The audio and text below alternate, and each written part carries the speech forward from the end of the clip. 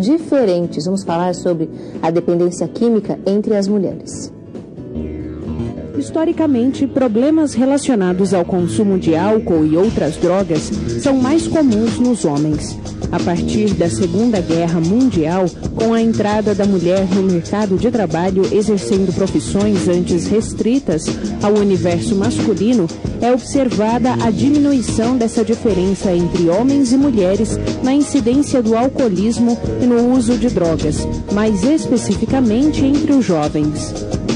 Nós vamos no programa de hoje entender mais sobre essa mudança no comportamento das mulheres e, nesse caso, partindo para um caminho de desequilíbrio e de doença. Nós vamos entender por que as mulheres cada vez mais estão procurando em drogas lícitas ou ilícitas, tentando encontrar resoluções para os seus problemas ou qual seja a justificativa que elas usem para iniciar essa dependência.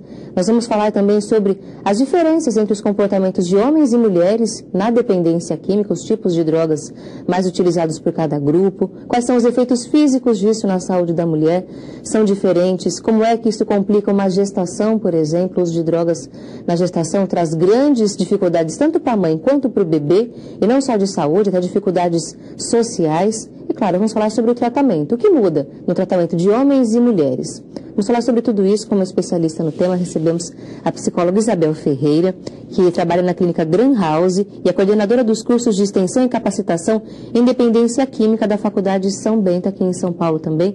Obrigada por compartilhar conosco suas experiências. Seja bem-vindo ao nosso programa. É um prazer estar aqui de novo com vocês. Eu quero parabenizar a iniciativa e esse programa que vocês fazem tão bem há tanto tempo, com um tema que é tão complicado, tão difícil de se tratar e que tem tantas dificuldades, tanto para a recuperação como encaramos a doença na dependência química. Parabéns. Muito obrigada, agradecemos a presença da senhora e também reforçamos, por esse destaque da nossa convidada, o quanto é importante que você que nos assiste preste atenção ao tema. A gente conversava aqui antes de começar o programa e a nossa convidada destacava que as mulheres procuram menos ajuda do que os homens nesse caso, o que é quase inédito nos assuntos de saúde. As mulheres sempre vão mais aos consultórios, procuram mais exames, mas na dependência química, a vergonha, o preconceito, são sentimentos ainda muito frequentes entre as próprias mulheres. E o sofrimento, o impacto disso na família.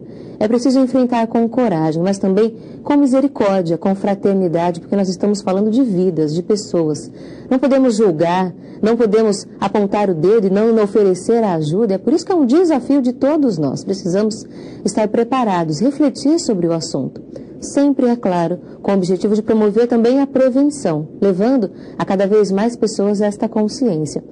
Muita conversa a gente vai ter no programa de hoje. Você que nos assiste é convidado especial para compartilhar as suas experiências. Fique à vontade, conte as suas histórias. Se não quiser se identificar, não tem problema, mas registre a sua pergunta, registre a sua dúvida. O importante é que possamos aprender uns com os outros. Nosso telefone 0310 07 940. Se preferir escrever, acesse boavontade.com/tv. Ali você tem um espaço para colocar o seu nome, cidade, telefone, e-mail e escrever a sua mensagem. Mande para a gente as suas opiniões, as suas perguntas. Já pode participar, não precisa esperar para fazer isso só no final do programa, não. A gente já vai recebendo as participações e vamos respondê-las todas ao longo da conversa aqui no Viver é Melhor. A dependência química é um desafio muito sério e nós perguntamos já à nossa convidada. É um assunto que vem ganhando cada vez mais destaque porque cada vez mais pessoas estão se tornando dependentes químicas, correto? Correto. Tem havido um grande início de experimentação de drogas, começando pelas lícitas, passando pelas ilícitas, está aumentando. Então, ultimamente estão se experimentando mais cedo. Então, assim, se há alguns anos atrás, 5, 10 anos atrás, a ordem para experimentar seria os nossos jovens com a faixa de 14, 15 anos, hoje a gente já tem algumas pesquisas mostrando que a iniciação ou a experimentação vem acontecendo de uma forma mais precoce, entre 14, 13, 12, 13, 14 anos. E, de uma forma geral, não são só os meninos que estão começando a experimentação mais cedo, as meninas também. Então isso é muito preocupante, né? Tem alguns estudos que mostram que quanto mais precocemente se experimenta qualquer tipo de drogas, mais chances esse indivíduo terá de futuramente desenvolver um uso abusivo ou uma dependência. Então isso é muito preocupante. O crescimento da dependência química é um tema que hoje, nos órgãos de saúde, entre os especialistas de saúde, tem trazido preocupação por ter pegado um público tão abrangente, tem um impacto tão grande e tantas pessoas ainda sem tratamento? Sim. Nós temos uma política pública, vamos falar a nível de Brasil, ainda muito difícil de funcionar de uma forma a contemplar a demanda, né, a necessidade que a população no geral tem de tratamento para essa doença. Né? E aí, eu sei que o tema é com mulheres, mas aí é uma população mais difícil ainda, né? Porque o que nós temos de oferecer, no nível tanto de prevenção como no tratamento, né? Tem uma dificuldade maior do acesso, tanto para o tratamento como para a prevenção. Mulher, principalmente o público feminino. No próximo bloco a gente vai entender mais sobre essas características específicas das mulheres na dependência química. É claro que se você que nos assiste, homem, também tem as suas dúvidas, pode mandar, não tem problema, fique à vontade. O importante é que a gente compreenda mais sobre o assunto para agirmos em que for preciso, na prevenção, a oferecer apoio para uma pessoa começar a sair dessa condição e procurar tratamento, ou na manutenção para que não hajam recaídas, a gente sempre pode ajudar de alguma forma. Você que nos assiste, continue acompanhando Viver é Melhor e volta já. No programa Viver é Melhor, nós falamos sempre sobre os temas de saúde que trazem impacto para a nossa vida. Os desafios que a gente precisa enfrentar, as boas vitórias, as notícias que a gente tem nessa área que podem melhorar a nossa qualidade de vida também. E hoje a gente fala sobre um assunto desse, desafiador, que exige a nossa perseverança, o nosso carinho, o nosso entendimento, mas acima de tudo, o nosso amor, a vida, as pessoas. Nós estamos falando sobre a dependência química entre as mulheres, um público que tem crescido no uso de drogas, tanto lícitas quanto ilícitas, e com grandes impactos para as suas vidas, na vida dessas mulheres e das pessoas que estão ao seu redor. Imagine só, uma mãe dependente química, o impacto disso dentro de casa, no cuidado com a família, com os filhos, no relacionamento com o marido, na vida social, no trabalho, o sofrimento que essa mulher também pode enfrentar, e assim como para todos que estão ao seu redor. Nós estamos conversando no programa de hoje com a psicóloga Isabel Ferreira, que vai nos ajudar a entender essas características. A gente começa exatamente por isso. O que é diferente no consumo de drogas entre as mulheres e os homens? Na dependência química, homens e mulheres têm motivações e comportamentos diferentes. Os disparadores mais relatados são depressão, perdas, sentimentos de isolamento social, pressões profissionais e familiares e problemas de saúde. Em geral, as mulheres começam a usar drogas por meio da influência dos companheiros. No caso da dependência do álcool, elas bebem predominantemente em casa. Algumas características que a gente vai compreender melhor. Doutora, a gente viu ali o destaque, por exemplo, para depressão, sentimentos de isolamento, pressões familiares. Isso surge como causa ou como consequência também do uso de drogas? Então, nas mulheres, são fatores de risco que são mais, que elas se submetem, tem mais esses fatores de risco.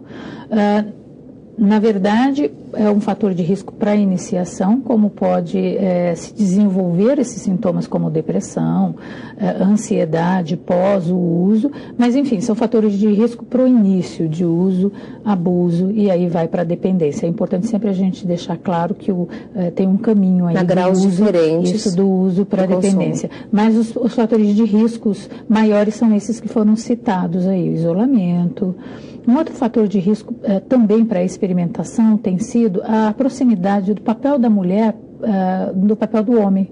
Então, assim, a questão do trabalho, o happy hour, essa vivência dentro de um universo masculino tem facilitado o uso e a experimentação com uma frequência maior. E para aquelas que têm a predisposição, óbvio, pode desencadear para um abuso e uma dependência. Mas no nosso contexto, nós ganhamos várias coisas, né? Na nossa... com a igualdade. Com a igualdade. Mas também nós pagamos um preço aí, algumas mulheres pagam por conta.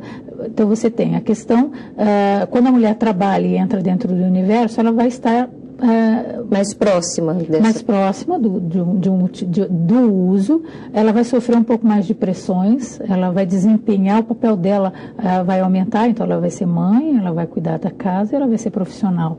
Então ela vai ter uma tendência a se estressar um pouco mais, e se ela tem algum quadro, uma predisposição aí maior, ela vai fazer o uso e o abuso. E é difícil achar uma mulher hoje que não passe por alguma dessas situações, ou de pressão familiar, de dupla jornada, tripla jornada, de estar numa tristeza ou numa depressão leve. Depressão é uma doença hoje que vem ganhando também cada vez mais destaque. Tudo isso associado aumenta o risco da mulher Sim. de se tornar dependente. É verdade que a mulher tem mais facilidade para virar dependente de uma substância do que o homem? Na verdade, não é que tenha mais facilidade. Se ela estiver nessas situações de risco podem promover uma possibilidade maior. Agora, a condição é tanto igual para o homem como para a mulher. O risco é o mesmo. O risco é o mesmo. Eu só acho que vem aumentando a possibilidade da dependência para as mulheres em função deste contexto geral, né? A ampliação do papel dela enquanto mulher na questão profissional, né? Eu acho que isso vem aumentando a possibilidade da experimentação. E a gente tem sempre que lembrar que não são todas as pessoas que fazem o uso das substâncias psicoativas, aí seja lícita ou ilícita, que vão desenvolver a dependência. É sempre importante lembrar que é uma porcentagem mínima que vai desenvolver, vai depender muito de alguns fatores individuais. Então, em torno de 12% a 15% dos usuários é que vão desenvolver a dependência. Isso não é diferente para as mulheres. Então, é importante a gente... O risco... Isso. O risco existe tanto para homens quanto para mulheres. A doutora destacou, inclusive, no bloco anterior, que cada vez mais cedo vem ocorrendo essa experimentação. A gente quer ressaltar também que nós não estamos aqui criticando o fato das mulheres terem cada vez mais espaço na sociedade, bem ao contrário. O importante é que a gente se iguale cada vez mais nas oportunidades boas e não naquilo que é ruim e prejudica a saúde. A gente vai ver, inclusive, ainda ao longo do programa de hoje, o impacto do uso de drogas na vida dessa mulher e como os prejuízos são grandes. A gente viu no destaque ali também a importância, ou a influência, nesse caso, do comportamento do homem. É maior o uso de drogas entre mulheres que têm também em sua casa um marido, um namorado, que seja dependente ou que seja usuário também? Sim, é um fator de risco. Para algumas mulheres é um fator de risco. Às vezes, esse fator de risco, esse risco acontece por essa mulher desenvolver aí um quadro que a gente chama de codependência, é um termo que a gente utiliza, mas assim, na verdade, no lar onde tem um usuário de drogas, as pessoas que estão convivendo com essa pessoa também vai desenvolver alguns sintomas emocionais, o que a gente chama da codependência. Então, essa pessoa vai funcionar em função do estresse vivido, também emocionalmente, o seu comportamento vai estar afetado. E um dos riscos pode ser isso, né? Então, assim, de repente a esposa fala, olha, já que ele está sobrando tudo para mim, o que será que ele acha de tão interessante? Se ela não procura ajuda para ela fala, vou experimentar, vou beber junto com ele para ver se ele bebe menos. Isso é uma coisa que acontece, né? Eu quero ver no momento de raiva o que é tão mais interessante o uso do que a família ou do que o bem-estar. E se ela tiver todas as condições para desenvolver uma dependência, ela pode chegar aí sim. Então, assim, viver com um companheiro que seja dependente pode passar a ser um risco, até porque ela entra numa condição de desestrutura emocional, e se ela tiver as condições para desenvolver, isso vai favorecer, como também ela vai demorar, se ela desenvolver, demorar um pouco mais para pedir ajuda, né? Porque provavelmente esse companheiro vai estar comprometido com a recuperação dele e não vai favorecer com que ela procure ajuda também. Então, são fatores duplos de risco. O que a gente sugere independente se seja homem ou mulher, que o parceiro ou a parceira tenha dependência, vai procurar ajuda para ela, porque ela vai conseguir manejar e vai dar conta da codependência dela. Isso é importante ressaltar. A gente viu ali no destaque também uma informação a respeito do uso de álcool. A gente vai discutir sobre isso já nessa parte que a gente vai ter agora da conversa, que é sobre quais são as drogas mais consumidas pelas mulheres. Em uma inversão das tendências predominantes no passado, as adolescentes estão experimentando maconha, álcool e cigarros em índices mais elevados que os garotos, de acordo com recentes resultados de uma pesquisa realizada nos Estados Unidos. O estudo mostra que o uso geral de drogas ilícitas entre as moças aumentou, enquanto o índice para os jovens do sexo masculino caiu cerca de 10%. As pesquisas nessa área acontecem cada vez mais. No Brasil, a gente ainda não tem tantas informações, por isso até a fonte é uma pesquisa americana, mas imagina-se que o comportamento se repita em todos os países, as características são as mesmas, as meninas consumindo cada vez mais, experimentando drogas diferentes, até ilícitas, como a maconha, por exemplo, e diminuindo um pouco isso nos meninos. É o que se imagina que aconteça no Brasil também. Sim. É o que se imagina que aconteça no Brasil também. Infelizmente, nós temos poucas pesquisas aqui. No geral, pesquisas com meninas, né, e meninos também são raras. Eu acho que, ultimamente, é que vem acontecendo algumas pesquisas, até pela dificuldade, né? É um tema recente ainda, apesar de uma década que seja, mas é recente ainda. Muito recente. Mas, assim, as drogas que mais consumidas pelas mulheres são realmente álcool, cigarro, são as lícitas. Aliás, as lícitas, elas são as mais usadas por todas, mas principalmente para mulher. Cocaína, né? Maconha e cocaína. São as mais usadas pelas mulheres. As mais usadas pelas mulheres. Agora, nós temos aí, com jovens, o uso recreativo, o que favorece também que as meninas possam utilizar, são as drogas de balada, né? O êxtase, as metanfetaminas, né, o LSD, então elas também têm acesso, porque obviamente vão para as baladas. Por esse ambiente. Então a experimentação um pouco também vem acontecendo de uma forma bastante intensa. Nós temos bastante problemas aí com isso também. A gente viu no destaque anterior que as mulheres consomem o álcool geralmente dentro de casa.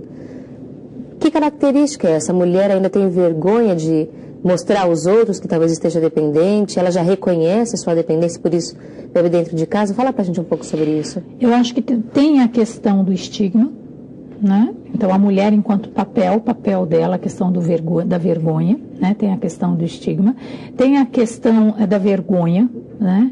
E o uso na mulher sempre foi mais restrito ao lar. Muitas vezes, as pessoas que convivem com a mulher não conseguem perceber que ela já está fazendo uso abusivo de substâncias psicoativas, principalmente o álcool, né? Se ela cocaína também.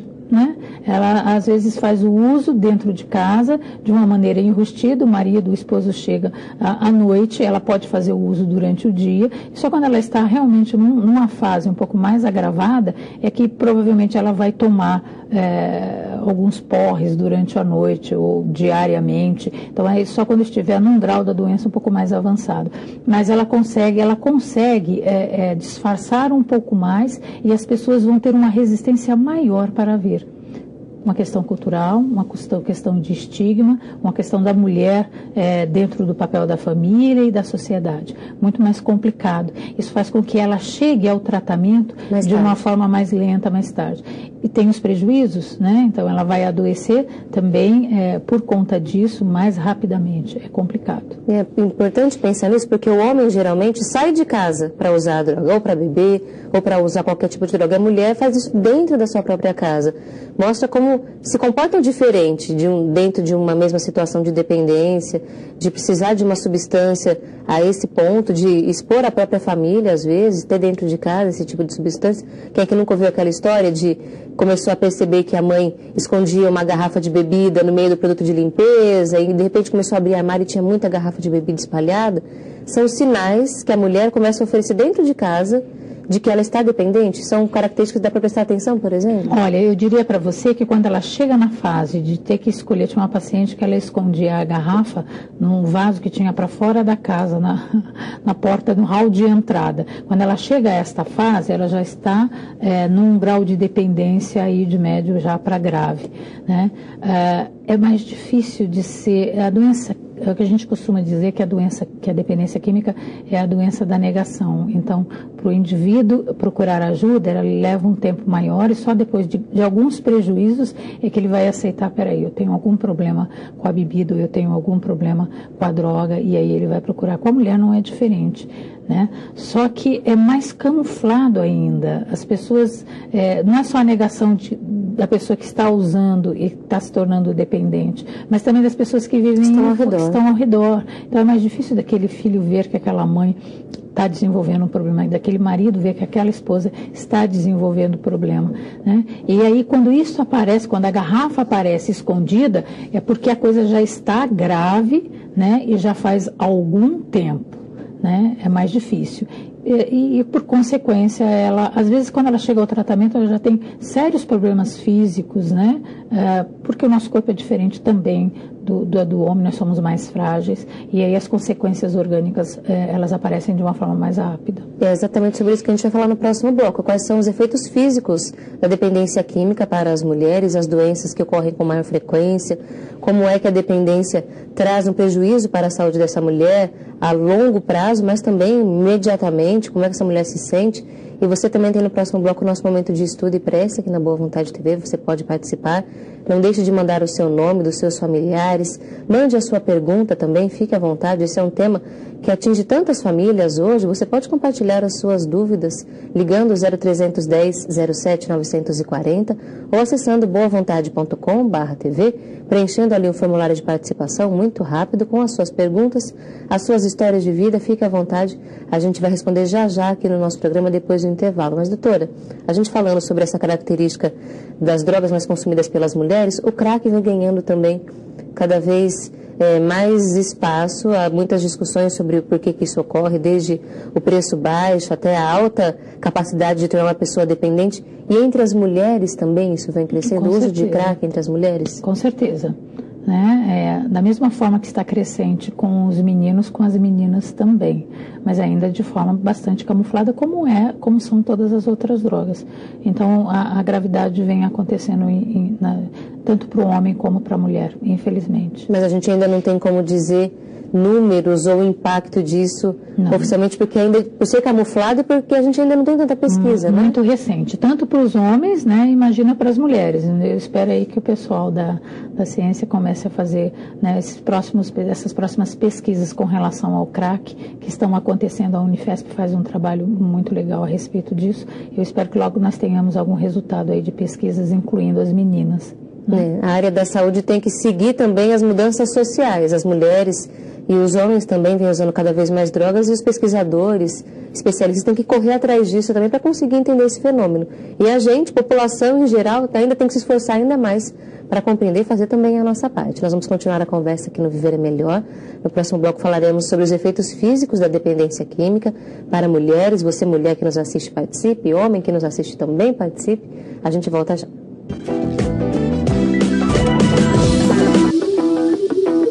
Dentro da permanente campanha da Legião da Boa Vontade, Não Use Drogas, Viver é Melhor, na edição de hoje nós conversamos a respeito da dependência química entre as mulheres. Estamos compreendendo os fatores de risco que aumentam as chances e as situações em que essas mulheres usam as drogas, e cada vez mais isso tem acontecido. Falamos já também sobre quais são as drogas mais consumidas entre as mulheres, para que a gente consiga perceber melhor quais são os sintomas e também quais são as situações de risco, para que elas tenham acesso a essas drogas. E agora nós vamos falar sobre os efeitos físicos na saúde da mulher. As diferenças fisiológicas levam a mulher a uma vulnerabilidade maior para todas as drogas. Pesquisas mostram que os hormônios sexuais femininos afetam diretamente os circuitos de recompensa do cérebro, aumentando a sensibilidade na resposta às drogas. A composição corporal e os níveis menores das enzimas que ajudam a metabolizar o álcool fazem com que elas absorvam 30% mais do álcool ingerido que os homens. Doenças como pancreatite, cirrose e neuropatias aparecem de forma mais grave nas mulheres. As pesquisas têm achado cada vez mais essa diferença. As mulheres têm uma sensibilidade maior ao uso de qualquer droga. É uma questão fisiológica mesmo, hormonal, a composição até do corpo da mulher, a questão de a gente ter mais gordura no corpo do que massa muscular, tudo isso interfere e aumenta a vulnerabilidade da mulher diante da droga. Com certeza, nós temos uma tolerância menor, né? Nós metabolizamos, vamos pensar aí no álcool, o álcool de uma forma diferente do que o homem, justamente por isso, como você falou, nós temos uma quantidade maior de gordura, uma quantidade menor de água, então nós vamos metabolizar de uma forma diferente, nós vamos ter danos físicos e orgânicos mais rápidos, né? Pela questão da quantidade de álcool, pela questão da diminuição da enzima que metaboliza aí o álcool, nós somos mais frágeis, vamos adoecer mais rápido, comparado uso, abuso e dependência a um homem, vamos morrer mais cedo. Nós somos bem mais frágeis. A mesma quantidade de bebida ou de droga para um homem, muito antes a mulher já vai estar sentindo os efeitos prejudiciais. Então essa questão de querer competir com os homens nunca vai dar certo, porque a mulher sempre vai ficar pior antes que o homem e vai ficar doente primeiro. Sim, com certeza. Ela desenvolve a dependência mais rapidamente e a dependência vai evoluir de uma forma mais acelerada, até porque a nossa condição orgânica é diferente. Todas as situações vão ser mais apressadas. Então, se um homem leva aí num alcoolismo 30 anos para desenvolver um grau de doença grave, uma mulher vai levar um terço desse tempo. Vai depender da condição orgânica que ela tem. Então, nós somos bem mais frágeis. E as doenças associadas também ao consumo de drogas, como cirrose e outras complicações, costumam aparecer nas mulheres também. O que antes a gente achava que era uma doença que atingia mais os homens, as mulheres também já começam a aparecer com esse diagnóstico. Sim, nós vamos adoecer mais rapidamente, inclusive. Nosso corpo ele é mais frágil quando comparado ao do homem, aos efeitos e os danos provocados pelo uso de drogas. Tem alguns estudos maiores com relação ao álcool, mas a gente sabe também que com relação às outras drogas, esses danos vão ser mais acelerados com o uso e o abuso. Quando a gente parte para pensar nos efeitos emocionais, a mulher vai sentir primeiro também o peso, a depressão, a insatisfação, a tristeza, que muitas vezes estão associados à dependência. Na mulher isso chega primeiro também? Com certeza. Nós vamos adoecer como um bloco, como um todo. Então todos os fatores psicológicos, mentais e físicos, eles vão acontecendo de uma forma mais acelerada. Nós temos aí as comorbidades, que são doenças associadas para a mulher, elas estão dentro daquele contexto que vocês já apresentaram aí, como depressão, ansiedade, pânico. Nós temos também outras drogas que fazem com que a gente desenvolva alguns problemas sérios, são as anfetaminas. Nós temos uma tendência maior de desenvolver dependência de anfetamina, até pela exigência da nossa cultura, Hoje a mulher bonita é a mulher magra, E essa exigência faz com que as mulheres se exponham mais, usem mais. É que hoje a anfetamina está proibida no nosso país, mas assim, nós fomos grandes consumidores de anfetaminas e a mulher aí era a responsável, a maioria por este consumo maior. E será que a mulher também percebe primeiro que está dependente, que está sofrendo prejuízos? A gente vai falar sobre isso no próximo bloco, sobre os impactos da dependência química durante a gestação, são muito grandes, e claro, sobre como oferecer ajuda, quais são as opções de tratamento. Peço licença, a nossa convidada por um instante, nós vamos ao momento de estudo e prece aqui na programação da Boa Vontade Informações também, que tem essa proposta, fazer a prevenção do uso de drogas, para que não ocorra a dependência química, e compreendendo também como é que ela acontece quando não foi possível evitá-la entre as mulheres, para que nós consigamos oferecer tratamento adequado a todas elas. Nós estamos conversando com a psicóloga Isabel Ferreira, nossa convidada hoje aqui. Nós vamos falar sobre um período da vida da mulher que é muito delicado por ser de grande transformação física, emocional, familiar, espiritual, mas que também é muito impactado quando ocorre a dependência química. Falaremos sobre o uso de drogas na gestação. Todas as substâncias consumidas pela mãe têm efeitos sobre o feto. O álcool pode levar a alterações fetais importantes, especialmente na face e no desenvolvimento neurológico. Os efeitos do cigarro também são danosos. As mulheres fumantes têm, na maioria dos casos, filhos com baixo peso e maiores riscos de contrações, abortos e partos prematuros. Estudos sugerem que o uso de maconha durante a gravidez provoca dificuldades de desenvolvimento fetal e há evidências de que pode aumentar a possibilidade de defeitos congênitos e distúrbios de comportamento nos primeiros anos de vida. Quanto aos medicamentos, qualquer um deles só pode ser utilizado pela gestante com prescrição médica. É totalmente contraindicado o uso de inibidores de apetite, tranquilizantes e ansiolíticos. A gente vê numa situação como essa, de gestação e dependência química, um grande conflito que essa mulher deve enfrentar. Se é um período em que a mulher se esforça para conseguir melhorar os hábitos, cuidar melhor da sua saúde, em que ele é até obrigada, entre aspas, a fazer isso, pela frequência com que vai ao médico, é durante a gestação. Só que, ao mesmo tempo, ela tem ali uma fraqueza muito grande, a dependência de uma substância. As mulheres conseguem chegar a essa conclusão de que elas precisam parar de usar a substância pela gravidez, por seu filho, ou nem sempre isso ocorre? Nem sempre isso ocorre, né? Se ela tiver uma dependência, como uma doença tão grave, na maioria das vezes, na grande maioria das vezes isso não ocorre. Nós não temos, infelizmente, nós não temos tratamento aí disponível para mulheres grávidas. Quando elas estão grávidas é mais difícil ainda. Eu conheço, pelo menos aqui em São Paulo, no Hospital Lacan, que é um serviço público também do Estado. Lá funciona uma enfermaria que trata mulheres dependentes químicos. Que eu saiba, lá eles têm alguns leitos destinados a mulheres dependentes químicas grávidas.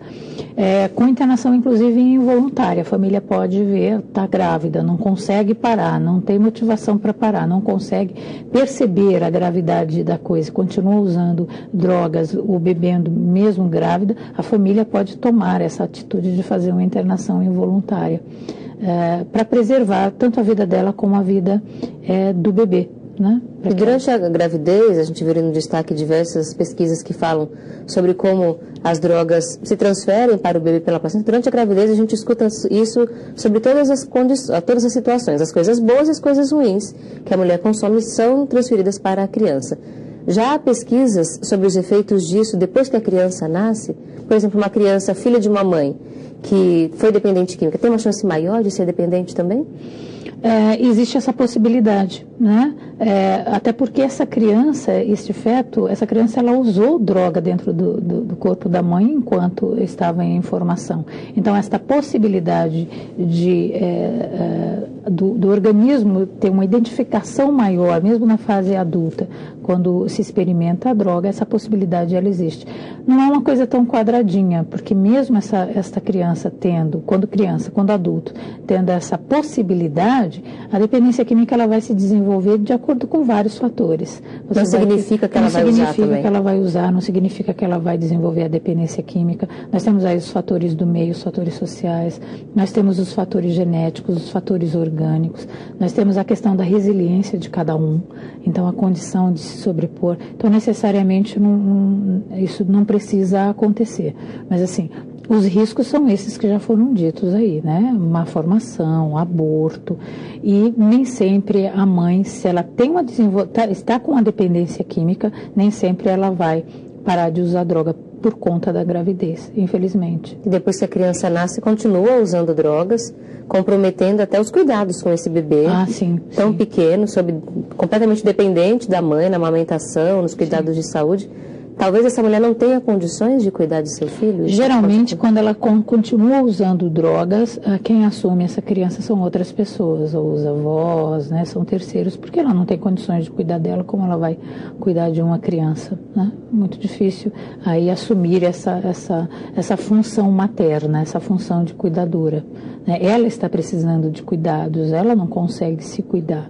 A doença está fazendo com que ela esteja morrendo aos poucos. Como é que ela vai dar conta de sustentar uma criança pequena? Não tem como. Imagina o tamanho do amparo que essa mulher precisa receber durante a gestação. O desafio fica ainda maior, porque aí as próprias cobranças que ela se faz. Certa vez, lendo uma reportagem sobre isso, mães dependentes químicas, principalmente na região da Cracolândia, chamada Cracolândia, na cidade de São Paulo, falava sobre mulheres que tinham tido 4, 5 filhos e que não cuidavam de nenhum, que todos eles tinham sido tirados delas porque elas não tinham condições de comprovar que estavam aptas a cuidar deles e eles eram afastados. E aí elas voltavam para a dependência com mais tristeza ainda, porque se não podiam nem cuidar de seus filhos, o que sobrava para elas? E virava uma bola de neve, virava uma cadeia de fatos que parece que aprisionavam essa mulher. Como é que a gente age numa situação dessa? Ela ela precisa, aí é que está, né? Assim como o homem, só pode entrar em recuperação quando ela se der conta que aqueles prejuízos estão fazendo com que ela sofra muito. E aí ela pede ajuda, né? Fora isso, ela vai continuar no mesmo processo, ela vai continuar usando drogas até o sofrimento ficar num ponto tão alto que ela vai pedir ajuda. E infelizmente tem alguns casos que essa pessoa não pede ajuda, ela acaba morrendo, né, por conta da sua dependência e não pede ajuda, infelizmente. O índice é muito pequeno de recuperação tanto para o homem quanto para a mulher.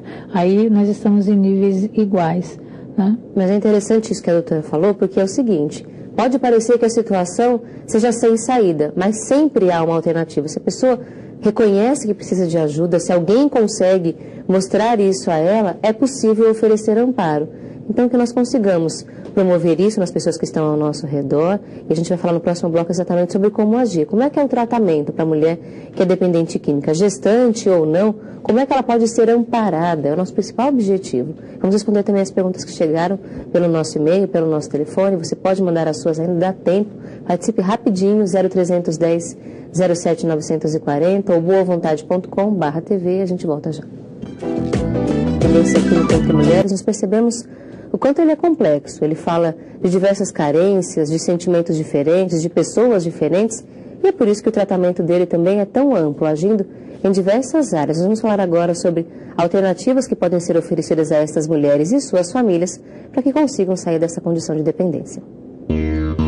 As mulheres esperam um tratamento abrangente que venha curar não só a dependência, mas principalmente suas dificuldades emocionais e de vida. Outro passo importante é encorajar a participação da família, uma vez que é mais profundamente afetada quando é a mulher que tem um problema de dependência química. Isabel, o tratamento para dependência química, ele é feito com quais alternativas? Medicamento, ele é utilizado? Então, assim como no caso dos homens, para a mulher não tem muita diferença, né? Nós temos que ter uma equipe multidisciplinar tratando da dependência química. Tem que ter médico, porque na síndrome de abstinência ela vai precisar de cuidados, né? Nessa fase, que é uma fase curta, mas ela vai entrar em síndrome de abstinência. Ela vai precisar de psicólogo, né? Para reorganizar a vida, dar conta das questões psicológicas e emocionais. Ela vai precisar do serviço social. Estou falando de uma equipe multidisciplinar, porque se essa mulher, inclusive, tem filhos, e se esses filhos não estão com ela se reorganizar socialmente, né? Ela vai precisar de outros profissionais na área de saúde, nutricionista, enfim. Assim como o homem, ela vai precisar, a dependência química precisa ser cuidada por uma equipe multiprofissional, né? Numa visão a que ele vai se reorganizar a sua vida toda. Agora, a mulher, ela é um público especial, então ela tem que ser tratada também em questões especiais. Por exemplo, clínicas mistas com homem e com mulher. Nós temos necessidades diferentes. No agravamento da dependência química, outros fatores da nossa vida vão estar comprometidos. Então, assim, o indicado seriam clínicas só para mulheres, com uma equipe predominantemente de mulheres. Isso não quer dizer que não tenha homens, porque ela vai ter uma condição de se identificar mais, ela vai ter uma condição de se abrir um pouco mais, né, para figuras terapêuticas femininas. Então, é necessário ter estes cuidados. Geralmente, o tratamento para a mulher tem que ser numa situação, num local e com um contingente onde tem uma equipe feminina predominante que seja separada dos homens. O roteiro, digamos que seja o mesmo, de intervenção em diversas áreas, tanto de saúde física quanto emocional, todos os setores. Mas a forma como é conduzido o tratamento, essa forma é diferente, porque a mulher tem carências diferentes. A gente vê ali que a mulher, ela, por exemplo, ela espera um tratamento que ajude a enfrentar as dificuldades emocionais da vida. Para a mulher, se isso não for abordado, o tratamento não vai ser efetivo. Fica difícil dela entrar em recuperação porque as necessidades dela são especiais, né? O papel dela é um outro papel, diferente da condição do homem. Então, assim, tem que ter um ajuste aí na intervenção. Ele tem que ser, assim como para o adolescente, né? Não dá para a gente... É isso que você falou. A abordagem é o mesmo, mas a condição é diferente, a forma é diferente. né? A gente viu ali também a importância de estimular a família a participar. A gente conversava aqui durante o programa que hoje já há tratamentos voltados para a família do dependente, porque o impacto é tão grande que muitas vezes parece que é o próprio dependente. Como é que a família deve ser tratada?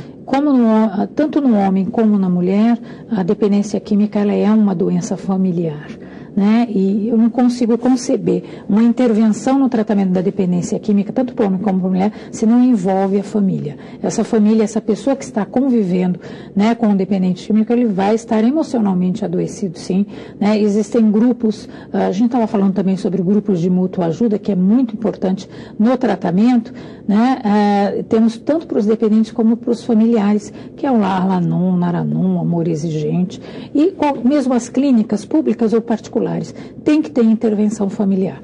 Vamos voltar aí para a mulher. Quando ela entra em recuperação, se ela tem filhos, né? Ela terceiriza os cuidados desses filhos, ela não tem condições de dar conta. Dela, como é que ela vai dar conta dos filhos? Que dentro do contexto familiar, vamos dizer que no caso da mulher serão os mais prejudicados, vão sofrer mais danos, porque nós somos as cuidadoras dentro do lar, né? Alguns pais vão assumir esse papel, mas geralmente quem assume esse papel de cuidador dos filhos, você, a sogra, a mãe, uma tia, de qualquer forma, os danos emocionais para essas crianças vão ser realmente enormes. E essa mulher, ela vai ter que ter toda a condição dessas pessoas que estão substituindo o seu papel para que ela possa resgatar os seus filhos, resgatar a sua condição dentro do lar, como esposa. Então, assim, todos têm que entrar dentro desse contexto do tratamento. A chance de sucesso vai ser muito maior. Dá para falar muito mais sobre esse assunto e a gente promete que ele vai continuar sendo abordado sempre aqui na nossa programação. Agradecemos a nossa convidada pela presença, o convite para que volte sempre ao nosso programa e espaço para suas considerações finais a respeito do assunto. Quem agradece sou eu a oportunidade de estar aqui falando, tá? Uma grande honra. Agradecemos a sua presença e quem quiser ter outras informações pode acessar o site da clínica. Qual é o endereço? grandhouse.com.br. Estamos à disposição. Informações que ajudem a enfrentar as dificuldades de saúde são sempre muito bem-vindas. Acesse e tem outras informações também ou ligue para a gente. Conversamos com a psicóloga Isabel Ferreira, coordenadora do curso de capacitação e extensão em dependência química da clínica Grandhouse. E você que nos assiste pode mandar para a gente sempre as suas perguntas, sugestões sobre outros temas, porque esses desafios que a gente enfrenta na vida são temas aqui para o programa Viver é Melhor. Queremos juntos encontrar soluções. Isso é sempre o nosso objetivo. Não adianta ficar sofrendo, ficar só se lamentando e não procurar ajuda, não procurar a solução. É por isso que a gente está aqui junto todos os dias, nesse compromisso diário de saúde e qualidade de vida. Agradecemos a todos que estão nos acompanhando, especialmente a Lucília Miranda Rosa Mesquita, de Três Pontas, Minas Gerais, que ligou pela primeira vez. Fique sempre à vontade, Lucília. E também Sônia Maria de Faria Graça, de Cotia, São Paulo, que pede preces por seus familiares. Todos recebem as vibrações de saúde e paz e continuem acompanhando a nossa programação. Obrigada pela sua audiência. Até o próximo Viver é Melhor. Deus está presente, viva Jesus, em nossos corações para sempre.